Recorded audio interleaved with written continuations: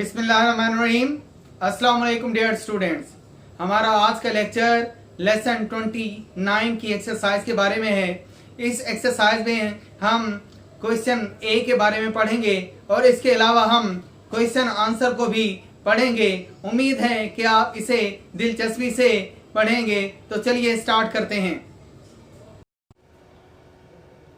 Lesson 29 the arrival of Heathcliff, book page number 170।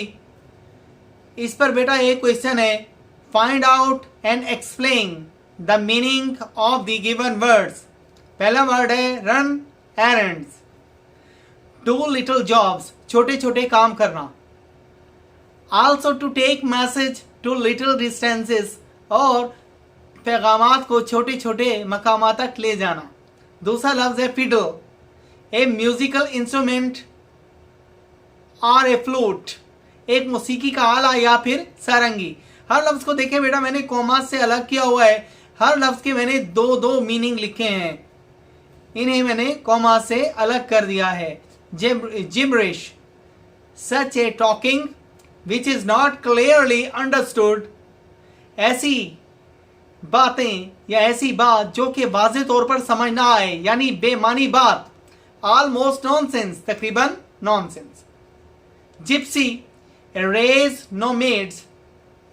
of nomads who do not live at one place but roam from one place to another, खाना बदोशों की ऐसी नस्ल जो एक जगह पर नहीं रहती बल्कि एक जगह से दूसरी जगह हरकत में रहती है। रोम मैंने हरकत में रहना, घूमते रहना। ब्रैट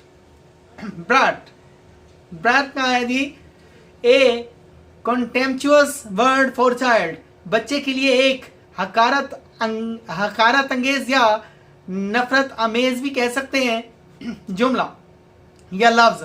फैटीग, ए वेरीनेस या टायर्डनेस, यानी थकावट। ये दो मैंने देखे मीनिंग दिए हुए हैं कॉमा से अलग करके, आप एक इनमें से लिख सकते हैं। कंक्लूजन, रिजल्ट या फिर that comes at the end, नतीजा या जो बाद में नतीजा निकले। अट्रैक्टेड, इंटरेस्टेड या ड्राइंग अटेंशन, यानी दिलचस्पी या फिर तवज्जो हासिल करना। इसके बाद नंबर 9 पर देखें बेटा, नंबर 9 पर है इंट्रोडक्शन, फेमिलियरिटी या नोइंग ईच अदर। नंबर 10 पर है बैनिशमेंट, जिला वतनी, एक्सेल या forcing one to leave one's home a country, यानी किसी शख्स को मजबूर कर देना कि वो अपने घर या अपने मुल्क से चला जाए, निकल जाए। परपेचुअल मीन ऑलवेज, यानी हमेशा, या यूं भी कह सकते हैं कंटिन्यूअसली हैपनिंग, मुसलसल किसी चीज का वाक़े होते रहना, या फिर ऑलवेज प्रेजेंट, या फिर हमेशा मौजूद रहना। इसके बाद है इनजस्टिस, नाइंसाफी, जिसे क्रूअल्टी भी कहते हैं, या when justice of fair play is not being gone, जब इंसाफ के तकाजे पूरे ना किए जाएं या जब इंसाफ को पूरा ना किया जा रहा हो। इसके बाद बेटा इसके क्वेश्चन आंसर को देख लेते हैं। क्वेश्चन आंसर में देखें बेटा, पहला क्वेश्चन है explain in your own word how Ellen came to be a servant at Wuthering Heights. अपने अल्फाज में वाज़ेह कीजिए कि एलन जो है वदरिंग हाइट्स की का मुलाजिम कैसे बनी।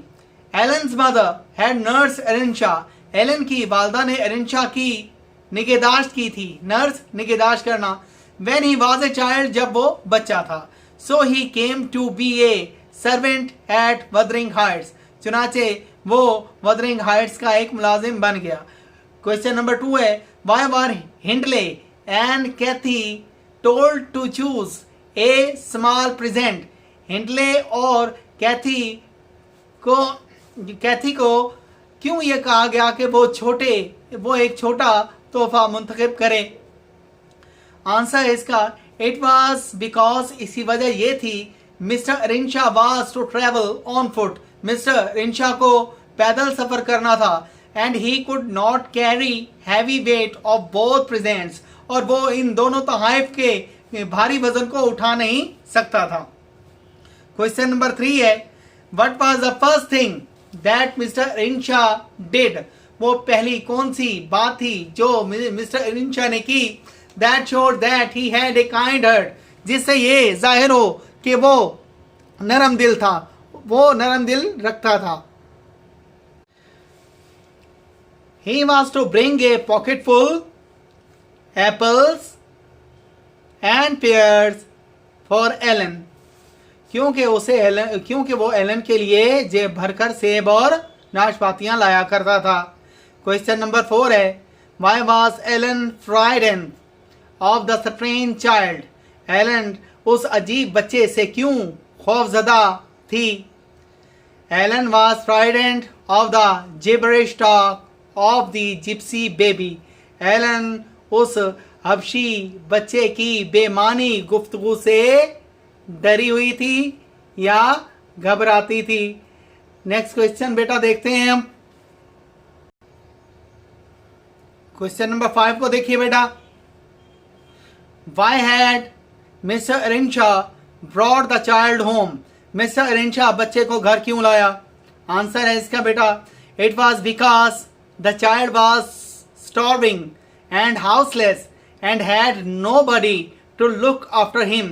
इसकी वजह यह थी कि बच्चा फाके का शिकार था और उसका कोई घर नहीं था और कोई भी उसकी देखभाल करने वाला नहीं था। नेक्स्ट नंबर 6 पे देखें। Explain what is meant by my mistress grumbled herself calm. Answer है इसका, it means that she talked in anger. इसका मतलब है कि वो गुस्से में बोलती थी, एंड दस स्पेंट अवे हर एंगर, और इस तरह वो अपने गुस्से को खत्म करती थी। जी बेटा, नंबर 7 पे है, why did Hindley and Cathy take little notice of child at first. हाँ जी, हिंडले और कैथी ने छोटे बच्चे पर शुरू में क्यों तवज्जो दी, क्यों ध्यान दिया? It was because they were interested in their presents. इसकी वजह यह थी कि वो अपने तोहफों में दिलचस्पी लेती थी। इसके बाद क्वेश्चन नंबर 8 है, what first made them angry with the child. वो पहली कौन सी बात थी जिसने उन्हें बच्चे से नाराज कर दिया, जिसकी वजह से वो बच्चे से नाराज हो गई? Answer, when they came to know that the whip was lost and the fiddle was broken to pieces। जब उन्हें पता चला कि उनका चाबुक भी गुम हो गया है और उनकी सारंगी टूट गई है, इस वजह से वो उससे क्या हो गई थी? नाराज थी। हाँ जी, क्वेश्चन नंबर 9 है, why did Heathcliff have only one name. Heathcliff का सिर्फ एक ही नाम क्यों था? आंसर है, it was because nobody lived him in the house to give him any name. इसकी वजह ये थी कि कोई भी शख्स उसके घर पर ऐसा नहीं था जो उसे कोई नाम दे या जो उसका कोई नाम रखता। क्वेश्चन नंबर 10 है बेटा, in what ways were mister and missus Earnshaw unlike each other. Mister और मिसेस अरिंशा एक दूसरे से मुख्तलिफ क्यों थे? अनलाइक मुख्तलिफ होना, बरअक्स होना। Mister Earnshaw was a kind and considerate fellow. Mister Earnshaw जो है एक मेहरबान और दूसरों का ख्याल रखने वाला शख्स था, whereas his wife was rather unkind and cruel. जबकि उसकी बीवी जालिम और सख्त दिल थी, ना मेहरबान थी, सख्त दिल थी। तो अजीज तलबा, ये था हमारा आज का लेक्चर। उम्मीद है कि आपने इसे अच्छी तरह समझा होगा और पढ़ा होगा। अगर आपको इस बारे में कोई चीज समझ ना आई हो या किसी किस्म की परेशानी का सामना हो तो आप मेरे व्हाट्सएप नंबर पर मुझसे राब्ता कर सकते हैं और हमारे यूट्यूब चैनल को सब्सक्राइब जरूर कीजिएगा ताकि ऐसी इंफॉर्मेटिव वीडियोस आप तक पहुंचती रहें। Thank you.